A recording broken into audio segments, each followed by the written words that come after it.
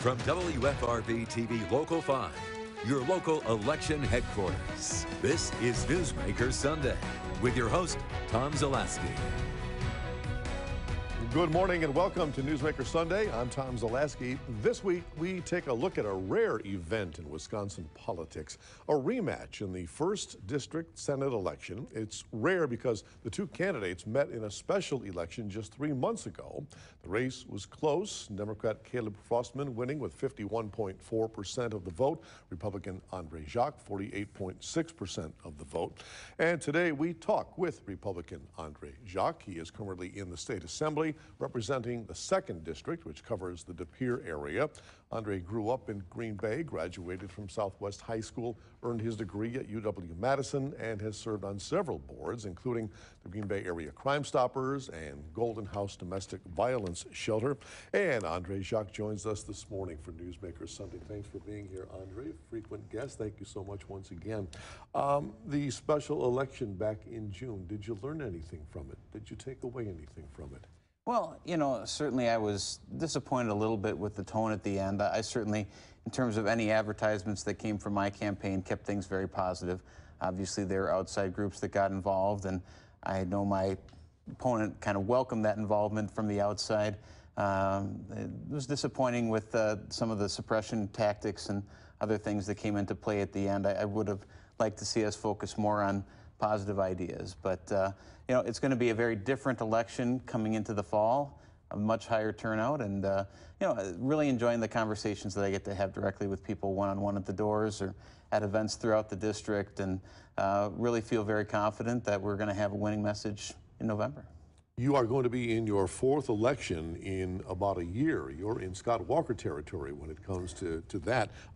What do you plan to do differently this time around? Or I should say, what are you doing differently? Because you're in the middle of the campaign right now. Yeah, you know, it really has been, well, certainly within the 1st Senate District, if you go back to the spring elections and then add in the special elections, and of course we just had the fall primary, it's been a lot of elections. And of course, yeah, just something where I've been obviously very well known within the 2nd Assembly District, and just incredibly proud of the support that I've received from my constituents throughout the elections we've had up to this point. Really getting to know the people in the 1st and 3rd District, as well as I continue to legislate and work for the 2nd Assembly District, working on a lot of legislation. And I really think that that's something that resonates with folks. They see that I'm somebody who doesn't just talk, but somebody who's done some things and continues to work very hard for the district. And it's going to be, again, a much broader electorate in the fall, not necessarily just people that are inflamed by the passions of the moment. You talked about having a larger electorate, a bigger voter turnout coming up in November. There were those who said that Frostman's victory was the result of that so-called blue wave. Governor Walker seems to think there is a blue wave. Where do you stand on that? Are you afraid of that? Does it play any in your campaign? Oh, I'm never afraid to face the voters. You know, I think that it certainly was something that, talking to so many people, this was an election for 6 months, and of course the full 4-year term is going to be up again this fall anyways. And what we've seen is, you know, nothing is going to get accomplished within the last 6 months of the year in terms of the legislature meeting. It really was, you know, not as consequential in that respect. And you know, we have a reset now, a chance to really bring our ideas forth to voters, and I think that, again, we're going to see a very different result. In any way, do you see this as a referendum on Donald Trump's presidency? Does he help you? Does he hurt you? I think the focus is on the 1st Senate District, and you know, I think it's something that, no, I really don't see this as a nationalized election. I think that certainly there's a lot of pivotal races for the future of our state in terms of governor, attorney general, and of course U.S. Senate. But you know, I think some people maybe pay attention to what's going on out in D.C., but for the most part, this is going to be a race about issues that are more important closer to home. Mm-hmm. I want to switch to tariffs that have impacted farming and manufacturing here in Wisconsin. Your stand on these tariffs, and have they impacted our 1st Senate District? Well, I think it is something where there's always going to be concerns, just generally with the dairy industry in general. I've had listening sessions with the dairy industry, and of course, been going throughout Northeast Wisconsin. But I mean, I think the issue has been, obviously, we're already in a situation where there are tariffs that have been levied unfairly against the U.S., and we're trying to reset in a way that is going to have a freer, fairer marketplace for Wisconsin products, which otherwise do very well on the open market. And we're starting to see that with some of the trade deals that have been agreed to, and the revised agreements. And so it is something that I think is going to be, a work in progress. But so, as we reset, as you say, yeah. How do we protect Wisconsin's farmers? Because we've done stories here at Channel 5 where farmers, they're literally going out of business as a result of these tariffs. I mean, how do we stop that bleeding? Well, and certainly that wasn't a problem that just started with the tariffs. I think we've had larger issues within the dairy industry in terms of overproduction, or in terms of people not using dairy as a bigger portion of their diet as what they used to, or just generally some of the population trends. But there's a lot of different factors that I think we need to take a look at. But everything that we can do to support family farms, to support the dairy industry, that's certainly something that I've worked very hard on in the legislature. Of course, my opponent has put a big target on the back of dairy farmers, not only in terms of some of the things that have come out from his campaign, but also looking at the agriculture and manufacturing tax credit, which he'd like to eliminate. That is literally going to send even more family farms out the doors. We continue with Andre Jacque right after this, so please stay with us.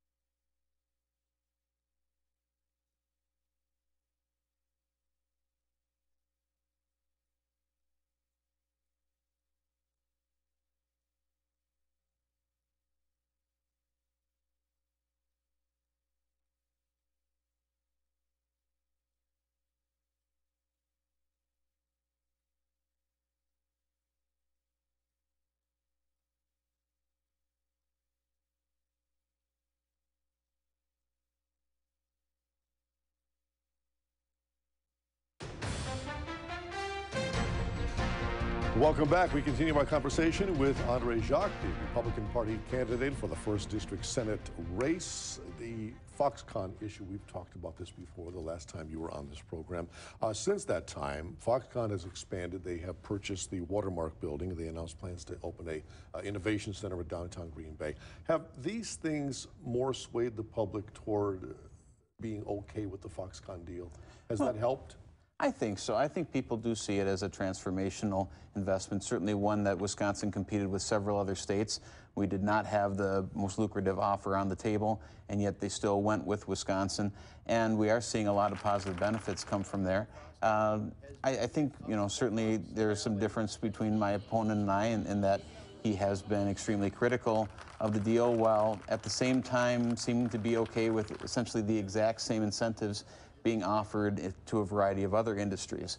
And that inconsistency is a little puzzling, but it is always a little disappointing to see folks rooting against our state for partisan purposes. And, I guess that's something that, we'll continue to see how that plays out. But, again, I'm just going to try to focus on staying positive, and I think that, Foxconn is something that is going to be very positive for our state.